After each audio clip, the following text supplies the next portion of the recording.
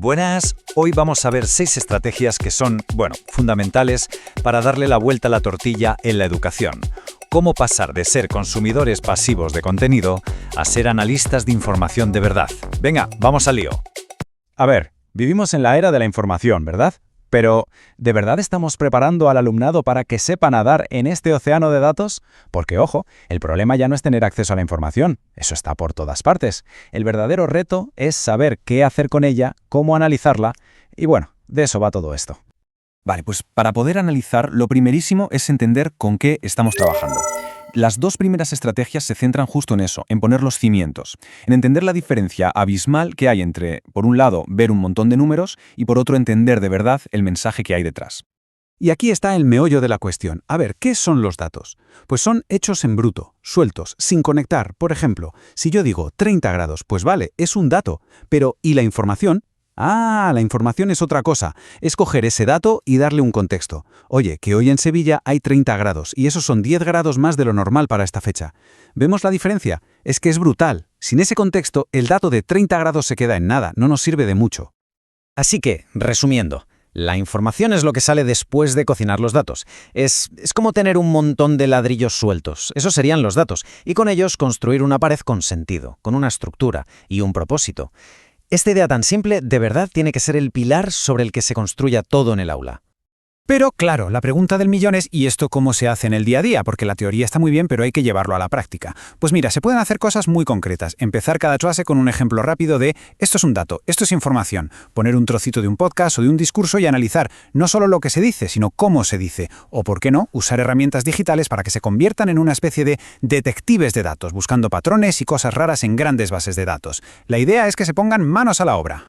Muy bien, una vez que ya tenemos claro qué es la información, el siguiente gran paso es crear el ambiente adecuado. Un espacio donde se pueda dudar, preguntar, debatir, donde las ideas se pongan a prueba de verdad. Vamos a ver cómo se levanta esa cultura crítica en el aula. Y es que la clave está aquí. El aula tiene que dejar de ser un auditorio donde alguien habla y los demás escuchan. Tiene que ser un laboratorio de ideas. Justo de eso van las estrategias 3 y 4, de crear esa cultura de curiosidad, de indagación, donde equivocarse no es un drama, sino parte del camino, y donde el debate es la herramienta que usamos todos para afilar nuestras ideas. Fijaos en esto, porque es una forma genial de organizar esa cultura de debate. El proceso del debate científico no es una discusión de bar, para nada. Primero, hay que proponer una idea, una hipótesis. Luego, buscar pruebas que la apoyen. Después, claro, presentarla y defenderla con argumentos sólidos. Y quizá lo más difícil y lo más importante, saber recibir críticas para mejorar esa idea.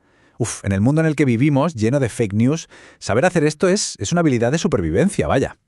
Claro. Para que esto cuaje, todo tiene que girar en torno a la práctica científica. Y eso implica pararse a pensar en cómo hacemos las cosas. O sea, preguntarse, a ver, ¿las fuentes que estoy usando son de fiar?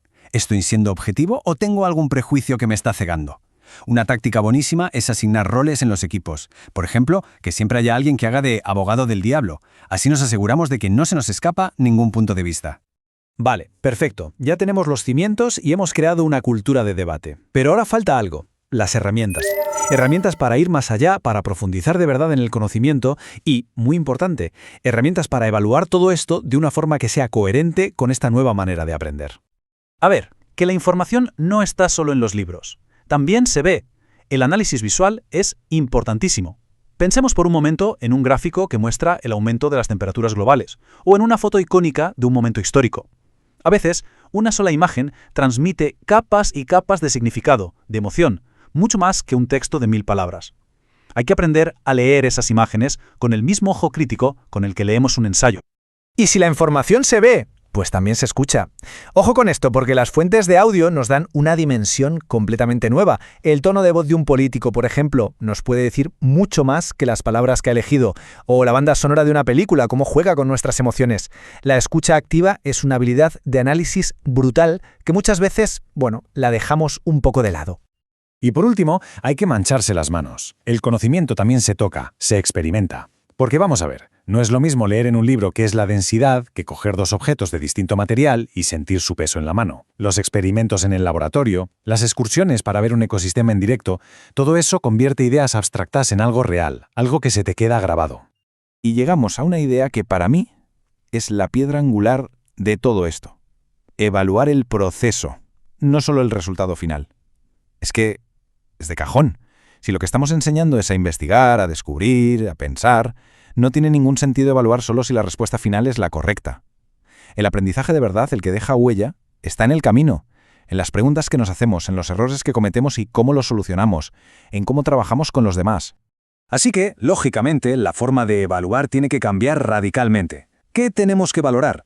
Pues la calidad de las hipótesis que se plantean, la capacidad para defender una idea y también para rebatirla con respeto, la creatividad para buscar soluciones, la colaboración y, por supuesto, el rigor del análisis. En definitiva, se trata de evaluar cómo se piensa, no de medir cuántos datos se han memorizado. Y al final, si juntamos estas 6 claves, ¿a dónde nos llevan? Pues a un objetivo único y superpotente: que el alumnado no sea un simple almacén de datos. El objetivo es que sean capaces de transformar toda esa información en conocimiento de verdad, en conocimiento aplicable, en habilidades que les sirvan para lo que sea que hagan en el futuro. Y con esta idea nos quedamos. ¿Cómo podemos construir una generación que no se conforme con encontrar respuestas, sino que se atreva a cuestionarlas? Es una pregunta que va más allá de las aulas, nos interpela a todos. Porque en este mundo nuestro, tan saturado de respuestas inmediatas y a un clic de distancia, quizá la habilidad más revolucionaria que podemos fomentar es simplemente la de aprender a hacer mejores preguntas. Mil gracias por la atención.